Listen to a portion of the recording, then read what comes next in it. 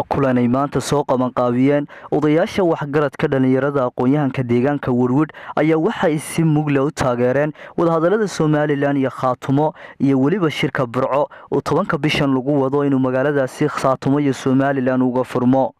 dhinaca kale munaasabadaasi waxaa ka soo qayb galay madaxweynaha maamul goboleedka Khaatumo Professor Cali Khaliif Galeyd isagoona madaxweynuhu uu ka warbixiyay wadahadalada Somaliland iyo Khaatumo uu sheegay in labada maamul ay ka wada hadli doonaan danaha deegaanadan iyo ummadan iyo sidii nabad waarta loo dhexdhigi lahaa dadka dega Somaliland iyo Khaatumo. Khaliif waa nin kamida dadka Werwid oo deegaanka kamida علي خليف عيدو كما ساري كرتو ونا جوجي دونا كنا تيجي مايو ولا هذا الكي بيلاها كان خاتمو إيو سومالي لين وانو تاجرينا وانو سود ويننا جوجل بانونا ودينا وانو قبنا عدي نبتقليه يشعل إسراع الصوماليات هكذا سو غيب قليل. حنقول هاي de ninka waa sida loo sheegay ama loo diro hadii xil loo dhiibo in laga shaqeeyo xaq u leeyahay hadii wax yaani khallay de khilaaf dhaco wada hadal baa shira laakiin waxaan u leenahay dadkii xilka uu hayay anagu waa taageersanahay cidii kale wax wada taanade wada hadal bay leedahay qodobkaasi waa ka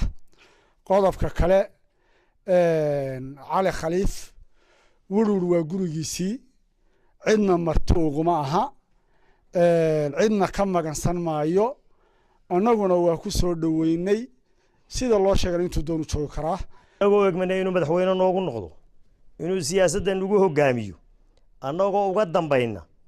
يوم ما تنوقف فديا قولها أنا كنت هاجرين أما حاجات وحكوا ده إني ولا بنتو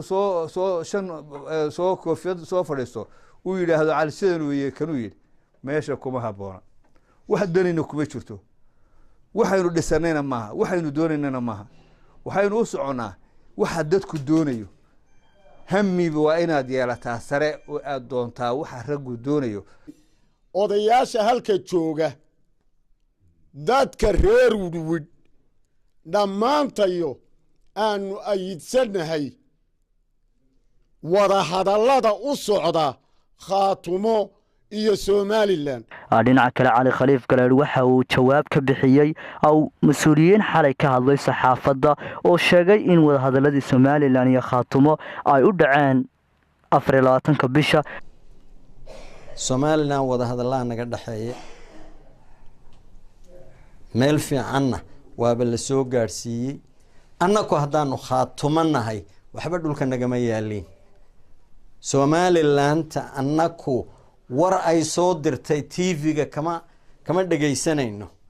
waxaanu arrin culus baataa la shalaan arkay barnaamij TV-ga laga sii daayay bal isaga haddaanu Khaatumo waa ka shiraynaa wax aan ka muuqan dawladnimo wax aan ka muuqan odaynimo yaa meesha lagaga dhawaaqay waase ka jawaabina jawaab munaasibana waa siinayna waxaan sii horeysiinaya shirka yagu wuxuu ahaa bisha 10keeda July burcuna aha annaga ku wada heshiinay iyaku kama bixi karaan haday ka baxaan wada hadaladii oo dhan bay ka baxeen dibna uma dhigi karaan shirku wuxuu noqon doonaa aanan ku heshiina ma noqonayo waxaan markaa oran lahaa warbal haddii kuwa meesha idin jooga oo la dhulkan aanu u dhalanay ay tahay in lagu maslaxo in lagu masaajeeyo war waa shaqaalihiina kuwaas war waa ka ku qariya guncad war faratoon waa ka xishoonay war fardi ahaan baan uga xishoonay wasiir ahaan baan uga xishoonay oo wasiirka arrimaha gudaha yahay war isagu waxaanu marba la soo taagan yahay Khaatumo ma jirto وعلى خليفة أفر ورئيسه يو هايستا إساق سيلان يا مقعابي سيلان يا مشاهر كقاتا وحو وطنا منق سكريا محمد عيسى وداني ورالك تلفزيون كسومالي نيوز Werwid.